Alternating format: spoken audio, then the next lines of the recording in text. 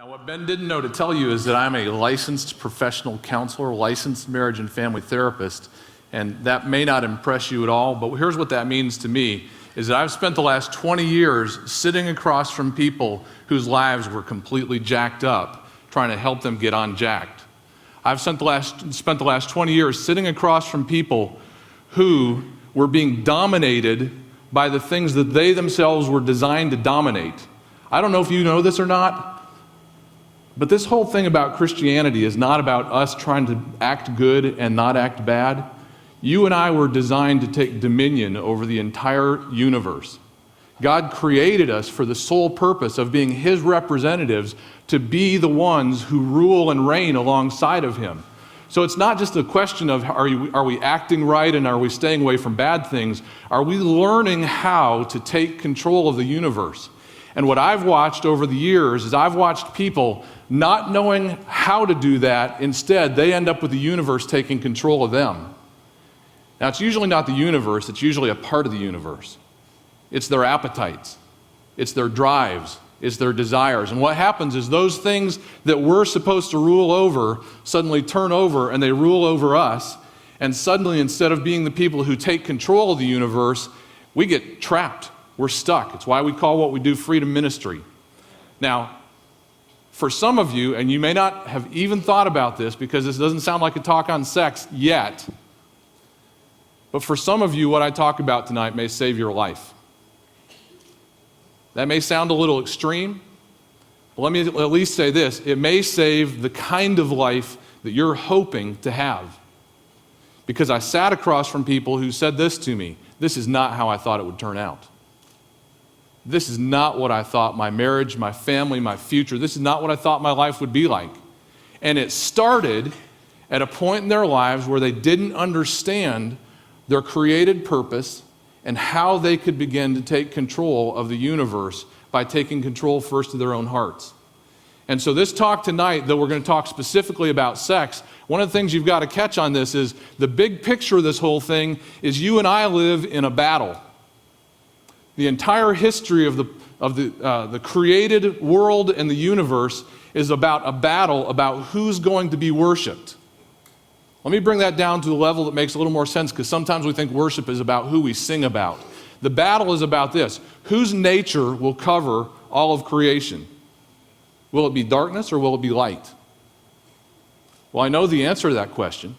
I know that ultimately, whose nature will cover all of creation is the one who created and spoke light into existence. But between now and the time that He closes up the world as we know it and unfolds heaven in a whole new way for us, between now and that time, the battle takes place in your mind, it takes place in your heart, and it takes place in your body. Because His strategy for covering the world with His nature is you. His plan to take over the world is to put Himself inside you and to teach you how to reign and rule over creation starting now. Not someday when you end up in heaven, but starting now. Now, here's the thing. Who signs up for war? If we don't have to sign up for war, who's going to sign up for war? So here's what He does. He invites us. He's not going to press you into war, but what you need to know is this: you're already in a war, and if you don't join the side that wins, the universe will reign over you. And I've seen people's lives and families and futures destroyed by their inability to learn what it means at this stage of life to take control of the universe, starting with you. Here's what happens. God sends an invitation. I don't know if you've ever thought of this before. In the war, in the battle that we fight, the devil invents nothing. Nothing. He doesn't have the ability to create. So all he can do is take the good things that God creates and try to pervert them and draw you to the distortions of something good that God gave you. Because he understands this. One of the things that God made true about you is this: He put inside of you a magnetic force called desire. And that desire is designed to pull you like a super-powered magnet. It's designed to pull you to the one thing, the one person who can give you life. And I don't mean eternal life in heaven one day. I mean aliveness now. I mean a life right now that's full of freedom and passion and love and mercy and justice and rightness. He put inside of you desire to pull you into that. And then he made objects of that desire. He made things like food and water and sex and things that we desire. And all of those things are designed and given to us by God so that our desire will pull us into the good things of God. I don't know if you know this or not. God invented sex. It wasn't the devil's idea. It's not the result of the fall of man in the Garden of Eden. God made it. See, here's what we unfortunately, I'm afraid, have done as the church. I've had people say, you're going to talk about sex where? Because they're thinking, well, I'm going to talk about sex to a room full of high school kids. And I'm thrilled about that. My worst experience is not talking about sex to you guys. I don't know if you guys know Ian. He'll be so happy that I'm talking about him here tonight. But when Ian was in the 8th grade, he's a special needs child, or he's an adult now. I apologize if you're listening, Ian. But he's a special needs person. And when he was in the 8th grade, I was invited to speak to a special education class that had everyone from higher functioning mentally retarded kids all the way down to kind of wheelchair-bound vegetative people. And I was invited to come in and talk to them about sex. Now talk about nervous. I don't mind talking to you guys. You'll understand what I'm saying. It's already on your minds, and I'm not going to confuse you by talking about sex. In fact, I hope to unconfuse you. I walked into that room and I thought, how do you talk to these guys about sex? But even worse, here's what I found out. I was the second person invited in. The first person was the coach.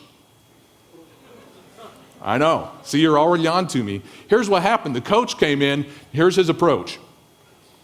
Now, boys, don't put your hand in the nasty places. See you next week. That was his whole approach to teaching about sex. And I'm thinking, nasty places, is he talking about, what does he mean by nasty places? I think he was more confused in that room full of kids.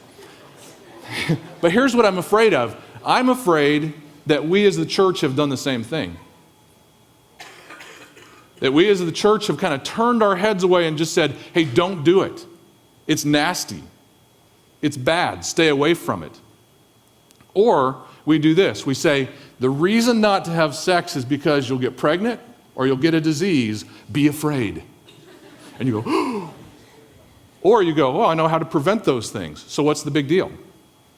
And so because we've either said, kind of turned our heads away and said, just don't put your hands in the nasty places. Or because we've said, hey, it's a physical issue, stay away from disease and pregnancy and everything's well, we've done a terrible, terrible job of telling one another about this wonderful thing that God invented called sex.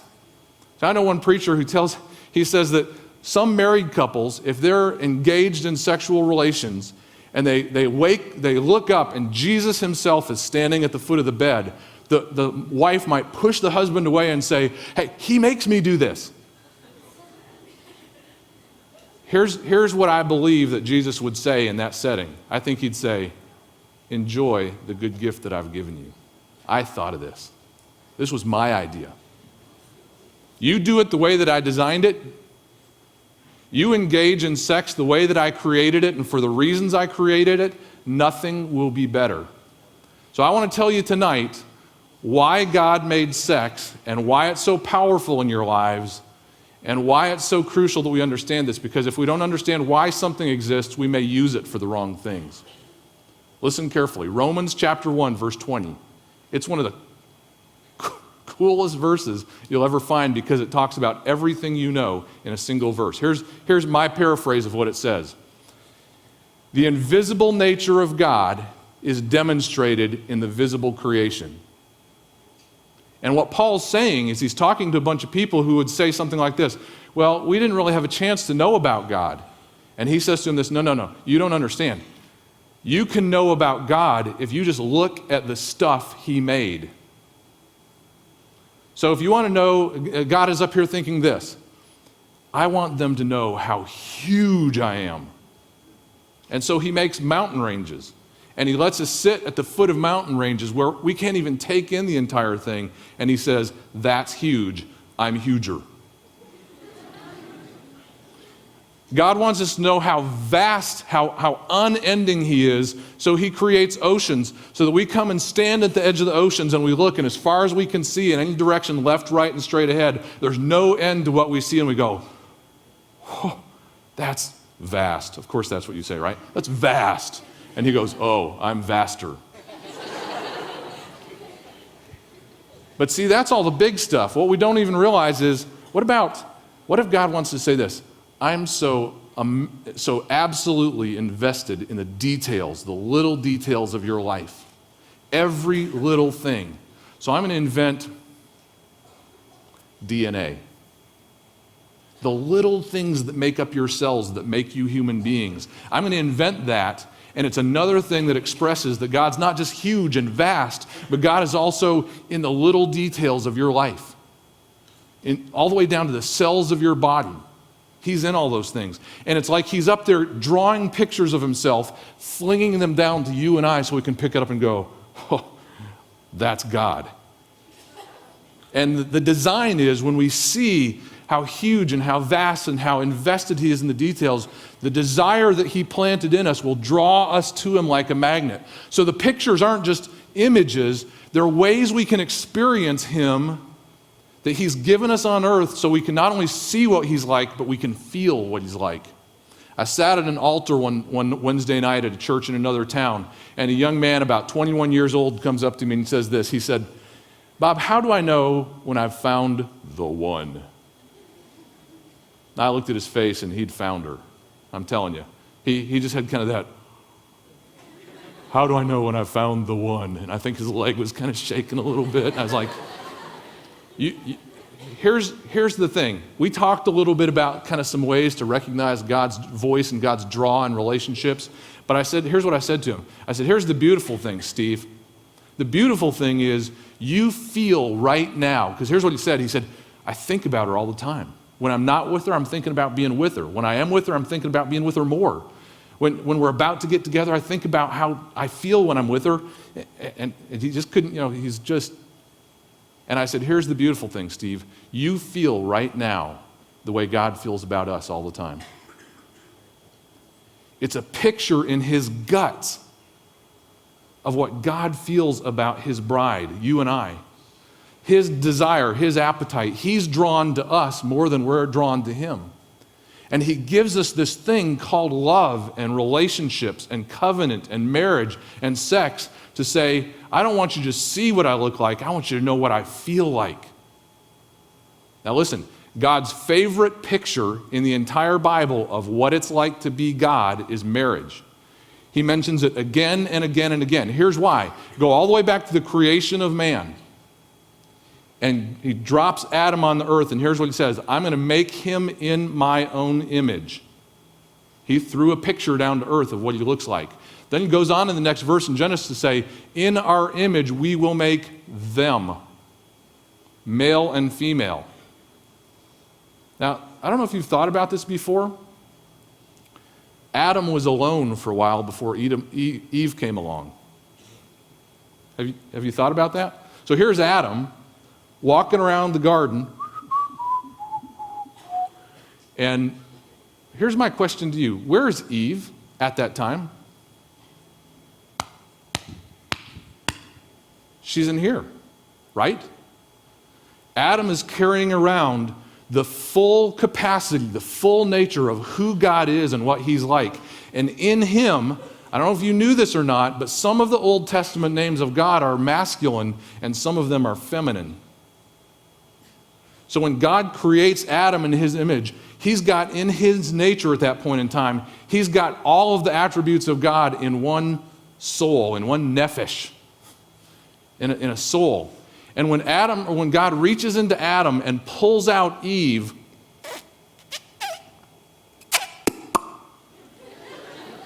I don't know if that's what it sounded like or not, but in my mind, probably. When he pulls the two apart, here's what happens, is that what was once the complete nature of God in one soul is now the nature of God in two souls. Male and female, he created them. He took from Adam a part of his thought process. a part of his emotions, a part of his heart, a part of his spirit, a part of his body. He took from Adam all these different parts of who he was, and he made a completely unique being. And then he left Adam with all of his thoughts and all of his emotions and all of his physical attributes. And these two halves represent the nature of God. And so God comes along and he says, the picture of me that I want to fling down to you is when the man and the woman come back together. We call it marriage. He calls himself the bride. He calls you and I, he calls himself the groom. He calls you and I the bride. And he says, I'm going to pursue you. I'm going to chase after you. I think about you all the time. I want to be so close. Listen, you've probably never thought about this. But let me make one other statement before I tell you several other things you've never thought about. If God took Adam and Eve and he separated the male and female, and he took the attributes of the two, physically, mentally, emotionally, spiritually, and he pulled them apart, what kind of glue would it take to stick them back together? If the fullness of God's nature exists on the earth in a soul that contains both male and female, and God pulls them apart, what would it take to join a male and a female physically, emotionally, spiritually, mentally back together? What kind of glue? Sex. Here's what Paul tells us in 1 Corinthians chapter 6. When you join yourself with another in sexual activity, you're joining physically, mentally, emotionally, spiritually. You're putting all those attributes of who you are back together. See, the problem why we think about sex as a physical thing is because we live in a physical world, and it's made of physical stuff. And we see with physical eyes, and we see physical things, and so we think that's all there is. There's so much more. You, if you've been born again, you're a spiritual being. There's something about you that's invisible and fully alive. And because there's the Spirit of God living inside of you, you have the capability to begin to take dominion over the universe, instead of the universe taking dominion over you. Even more importantly, catch this. When a man and a woman, in the protection of a covenant relationship, come back together in this picture called marriage and consummate their marriage, that thing called marriage, in the activity of sexual intercourse and sexual engagement, interaction with each other, they are joining back together. I know this is a terrible way to say this. I apologize. But it's like that ring, you know, the two halves of the ring. You put them together and it's like, Shazam!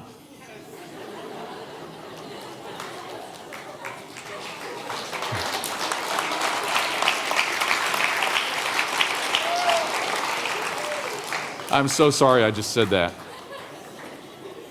But what I want you to catch is this. The power of God literally is strengthened on earth when in covenant relationship, man and woman come back together in the activity that he designed to reattach that which was separated in the garden. And it shows the nature of God on earth. Sex is one of God's favorite pictures to throw down to earth to go, oh, that's what I'm like.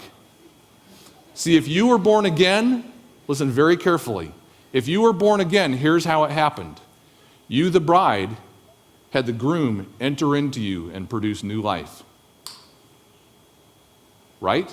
Now, don't let your unredeemed mind take what I just said a different direction. It's a picture. Our salvation, the new birth in us, is a picture, or is pictured by the sexual relationship between a husband and a wife in a protected covenant relationship in which the groom enters into the bride and produces new life. Shazam.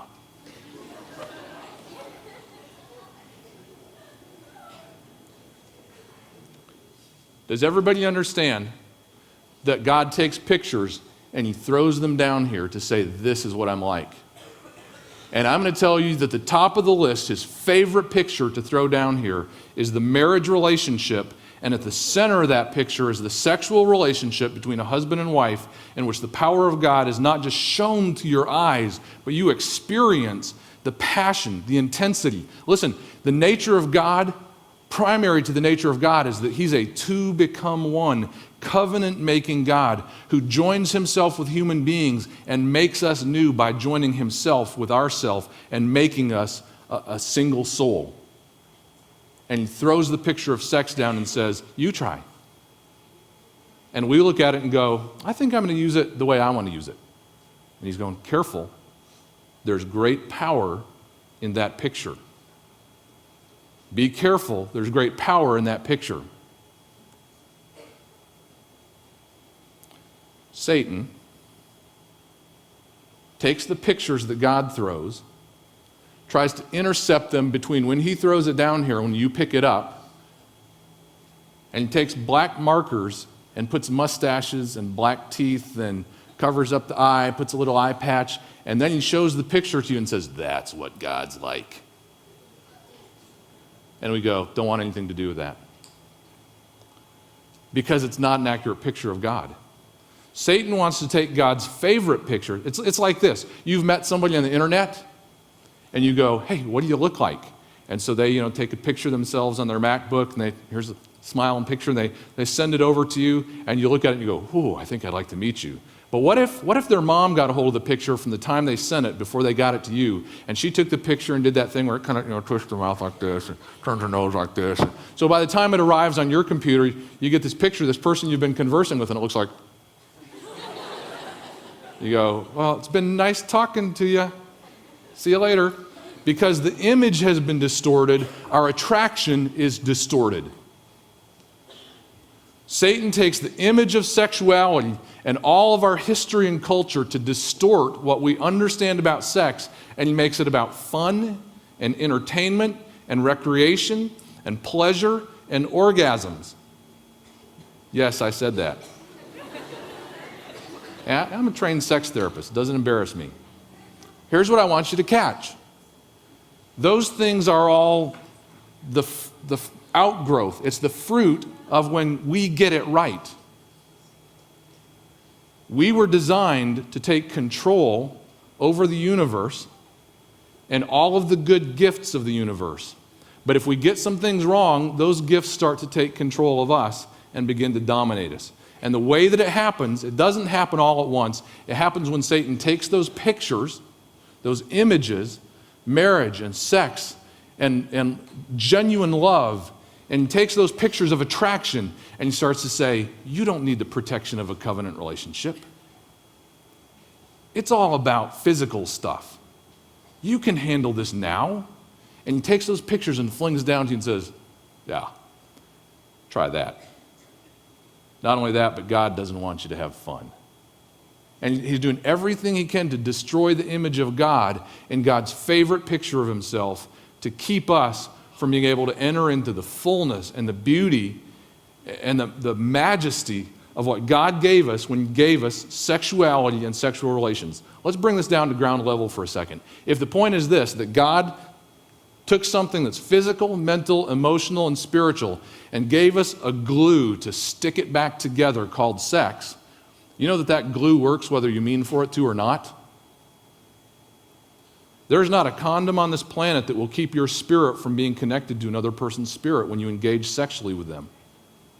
There's not a physical device or pill that can keep that glue from working. So here's what happens. We worry about diseases and pregnancy, and we never, because we see with material eyes, we never realize that when we begin to engage sexually with another person, we're giving away a part of ourselves that we can't retrieve. We're losing a piece of our spirit. I sat across from a 40-year-old man who'd been divorced by his wife, and he's dating somebody and telling me that they can handle sexuality. They can handle a physical relationship. And I looked at him, I said, I'll tell you what, tonight, at the end of your date tonight, why don't you just take her in the kitchen, get out a meat cleaver, and ask her if you can cut off her hand and take it home with you? What do you think she's going to say? Ew! But what we do is we give away parts of our spirit and we give away parts of our soul and don't even think twice about it, and then we wonder why we can't control our own soul. Someone else owns it. We're missing a part of who we are, and they've left a deposit in us. One last story, and then I want to talk about how we turn this thing back around and take dominion over it. I counseled one day a young woman who, 23, 24 years old, she'd been cheerful, happy, relaxed all of her life, and she comes to me, she says, just in the last 6 months, I've had thoughts of suicide, I've had depression, I've lost, my thoughts are just heavy and hard to, I think dark thoughts that I've never thought before in my life. And I said, tell me when this started. She said, about 6 months ago.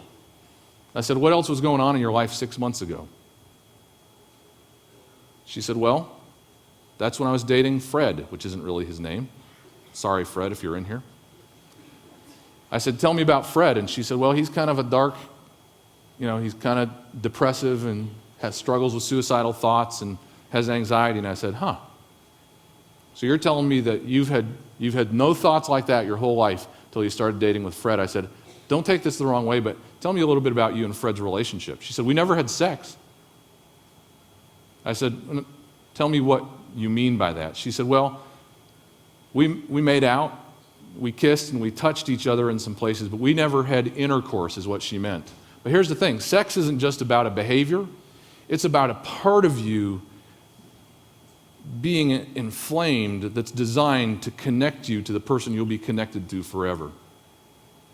And so without ever having sex by certain people's definition, they still passed across that barrier of spirit and soul. They still passed across that barrier, his depression, his suicidal thoughts, and the heaviness that he'd carried all his life, and all of a sudden she's got it.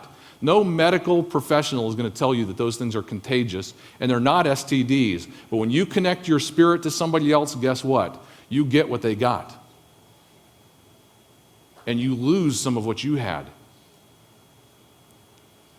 The point is not to not do it. The point is to understand this. You're either going to take control over it, and it will serve you the rest of your life, or if you don't understand what I'm going to tell you in these last few minutes, it's going to take control over you. See, I started this out with Romans chapter 1 and verse 20. And Romans chapter 1 and verse 20 said this. It said, the invisible attributes of God are made visible if you just look at the stuff he made. So there's no reason to not know him. Just look at the stuff he made. And I've spent the last 20 minutes telling you this. His favorite thing that he made is sex. He made it to glue back together the two parts that he separated in the Garden of Eden. But listen to what he says in verse 21 and on. This is actually a little scary. Even though they knew God, this is right after chapter 120, it goes on to 21, it says, even though they knew God, they didn't honor him as God or give thanks, but they became futile in their speculations. Let me read this section to you, then I'm going to explain it to you, and then we're going to talk about what we do with this. They became futile in their speculations, and their foolish heart was darkened. Professing to be wise, they became fools and exchanged the glory of the incorruptible God for an image in the form of corruptible man and of birds and four-footed animals and crawling creatures. Therefore, God gave them over in the lusts of their hearts to impurity, that their bodies might be dishonored among them. For they exchanged the truth of God for a lie and worshiped and served the created rather than the Creator, who's blessed forever. For this reason, then, God gave them over to degrading passions. Here's what's happening. That which they were made to rule over is beginning to rule over them. And he's describing the downward slide from us ruling and reigning to those things that we could control beginning to control us. And he goes on to say, the next thing that happens is you lose control of your thoughts, you lose control of your heart, and next thing you know, we're all looking at each other and saying, that bad thing you're doing, that's a good thing. Surely our culture would never come to that. Oh, wait, maybe we're already there. Here's what he's just said. It's a progression, and it starts with this. God is God.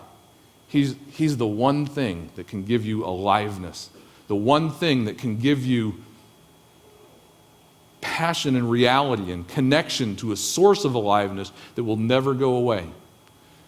And what it says is this. Man looked at him and said, I I don't want you to be my source. I think I want to be my source. And it says they exchanged God for the created. And then it goes on to say they begin to worship an image of God instead of God himself. Do you understand what I'm saying? He describes idols and statues and things like that, but we've spent the last 30 minutes saying this. God's favorite image of himself is sex. And he's saying this, when we begin to not recognize God as God, the next thing that happens is we begin to worship images. And so we begin to worship physical pleasure and the expressions of sex that we think instead of the ones that God has designed. And the next thing that happens, it says he gives you over to your mind, and then he gives you over to your passions. And the next thing that happens is confusion and distortion. And the things that were once clear to you become unclear, and you become ruled over by the things that you could once rule over. Listen to me. I've spent 20 years sitting across from people who are being ruled over by things that they were designed to rule over. In this room tonight, some of you are being ruled over by things that you were designed to rule over. And that what we do is we try to fight those things, but we forget where the whole thing started. How did we lose control? How did it get control of me? How did it take over my thoughts? How did it take over my emotions? Well, it started with this. I decided that God was not going to be God, but I was going to be God. I decided that God was not going to be my source, but I was going to be my source. I decided that God's ideas weren't the best, that my ideas were the best. And as soon as I did that, that thing which is a picture of him began to look so good to me that I began to worship that thing. And from that moment on, that thing began to control me. Here's where it starts. As soon as we make ourselves God instead of God.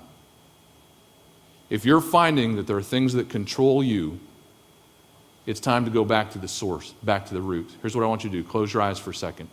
I don't know you guys. Some of you I do, some of you I don't. But the very beginning of this thing is this. God, you're the creator of the universe, and you're the source of everything good in all life.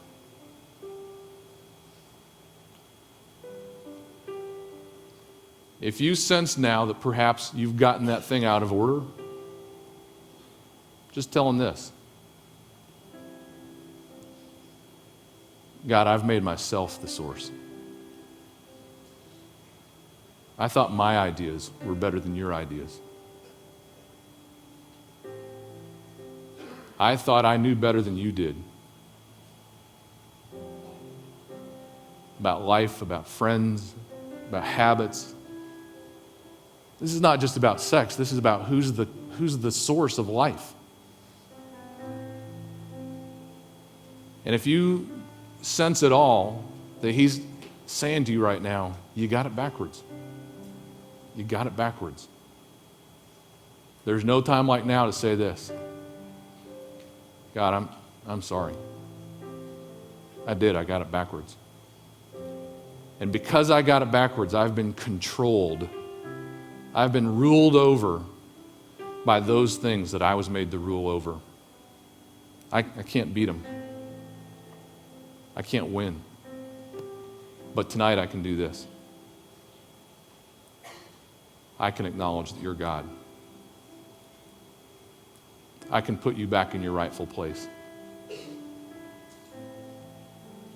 I can take myself out of that role of being the thinker and the figure-outer and the solver and the one who decides what will work in my life. I can take myself out of that role. And right now, in my own heart, I can put you back in the place you belong. Just take a moment. You know where you are. If you've got him in the right place, be grateful and pray for others who might be around you who don't. But if you know now, man, he's just not been in the place he needs to be, just tell him, God, I'm out of control. You're God, not me.